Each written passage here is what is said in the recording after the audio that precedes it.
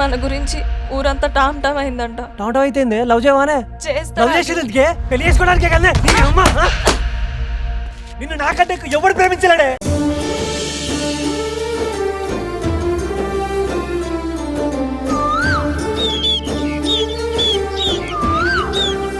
అసలు ఎందుకు ఇలా చేస్తున్నావు అమ్మా? ఆ విభూతి మా మొహం మీద కొట్టడం ఏంటి? అది నేను తర్వాత చెప్తాను గాని ముందు చూడు, పావును చూడు.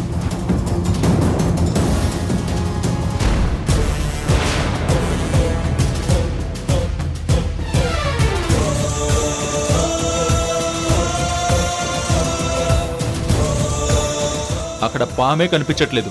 నీకేదో పిచ్చి పట్టినట్టుంది.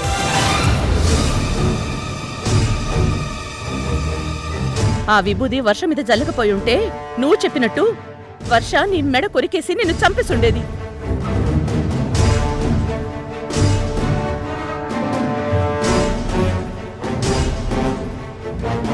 అసలు ఏం జరిగిందో చెప్తాను విను.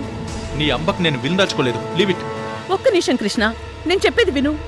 సరే చెప్పు. పగబట్టిన ఆ పాము వర్షలోకి ఆవహించింది.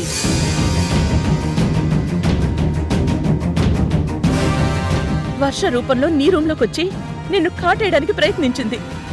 అందుకే నీ మెడ మీద వర్ష కొరకబోయింది.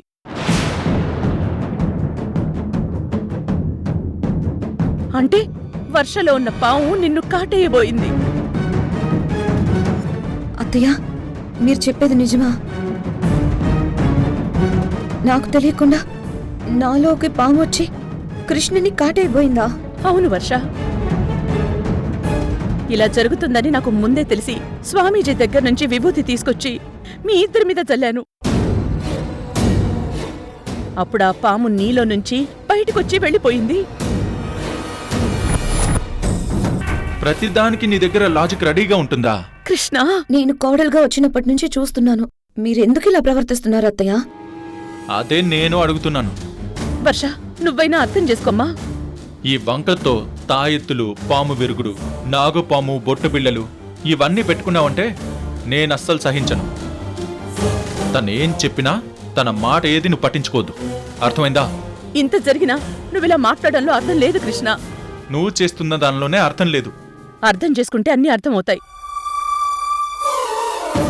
సర్పగడియలు పాములు కాబట్టి మనుషుల రూపంలోకి పాము ప్రవేశిస్తుంది. మా బుర్ర తినకపోతే ఆ పాముల మీద రీసెర్చ్ చేసి డాక్టరేట్ తీసుకోవచ్చు కదమ్మా. పాములు పగలు రీసెర్చ్ బై రాణమ్మ అని చరిత్రలో నీ పేరు నిలిచిపోతుంది కదమ్మా.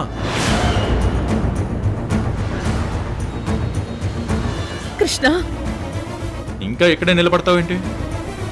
ఈ మహాతల్లి మనల్ని పాముల్ని చేసినా చేస్తుంది. పద. ఆగు కృష్ణ. ఈ ఇంట్లో ఆ పాము దుష్ట ప్రభావం వల్ల నీకేం జరుగుతుందోనని నేను భయపడుతున్నాను. దాని పరిష్కారం కోసమే ఎదురు చూస్తున్నాను. మీరు కాస్త ఓర్పుతో చాలా కేర్ఫుల్గా ఉండాలి. నువ్వెన్ని చెప్పినా నేను వినను. కానీ ఒక్కటి మాత్రం నేను నీకు చెప్తాను. దయచేసి ధర్మతేజ నిలయం అనే బోర్డు తీసేసి పాముల నిలయం అని పెట్టకు ప్లీజ్. కృష్ణ, పద.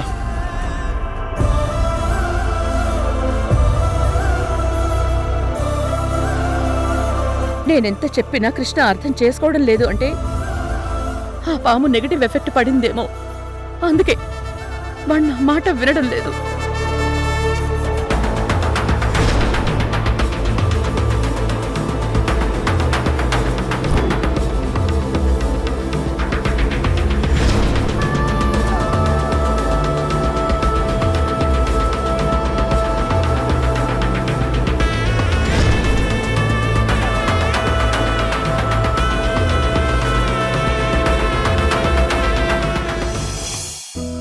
ఎన్నెన్నో అందాల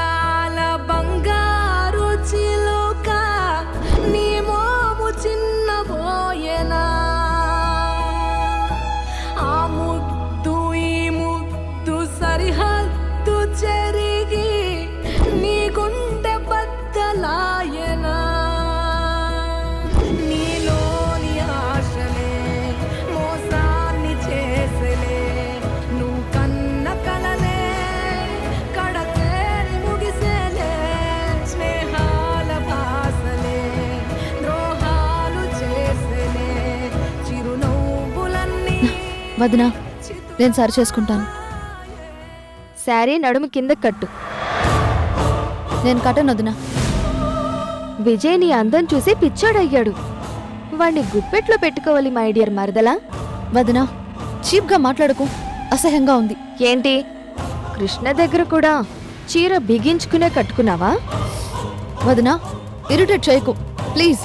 కొంచెం నడుం కిందకి కట్టుకోమంటే అంత ఇరిటేషన్ ఎందుకు? విజయ్ నీలో కొత్త యాంగిల్ చూడాలి కదా. ముందు నువ్వు నోరు మూసుకుని బయటికి వెళ్ళొదినా.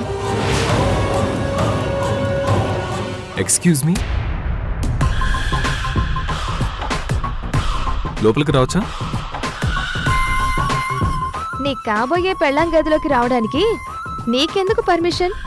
రావయ్యా, రామారావు గారి అల్లుడా.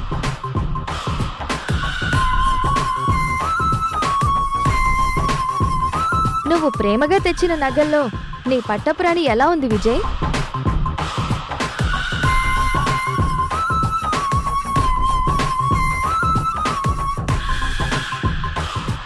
నేను కొంచెం ప్రియతో పర్సనల్గా మాట్లాడాలి.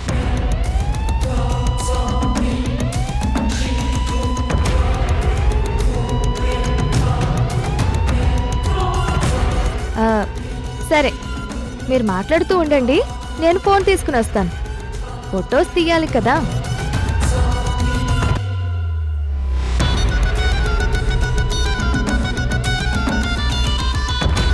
మొదటి చూపులోనే నువ్వు నాకు నచ్చావు. It's true. అందుకే పెళ్లి చూపులోనే నచ్చావని చెప్పి అర్జెంటుగా నిశ్చితార్థం పెట్టించాను. నేను నచ్చలేదని మూడీగా ఉంటూ ఇండైరెక్ట్గా నాకు హింట్ ఇస్తూ వస్తున్నావా? నేనెందుకు నచ్చలేదో ఇప్పుడు నాకు క్లారిటీ వచ్చింది.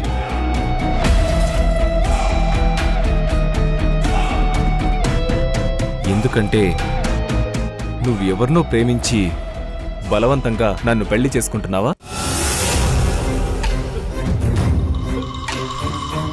నేనింతవరకు ఏ అమ్మాయిని కన్నెత్తి కూడా చూడలేదు. I'm most eligible bachelor. It's true.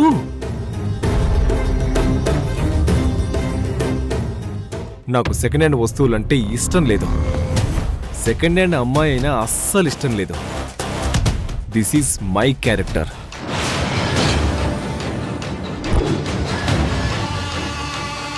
చెప్పు, నీలాంటి అందమైన బ్యూటీకి ఎవరో ఒకరు ఖర్చు వేయడానికి ట్రై చేస్తుంటారు. నువ్వు ఎవరిలో అయినా పడ్డావా?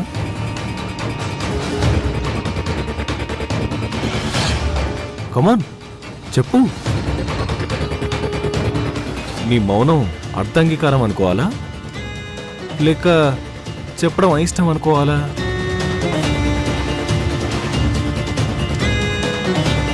నువ్వు నోరు తెరిస్తేనే కదా నాకు నిజం తెలుస్తుంది. చెప్పు ప్రియా.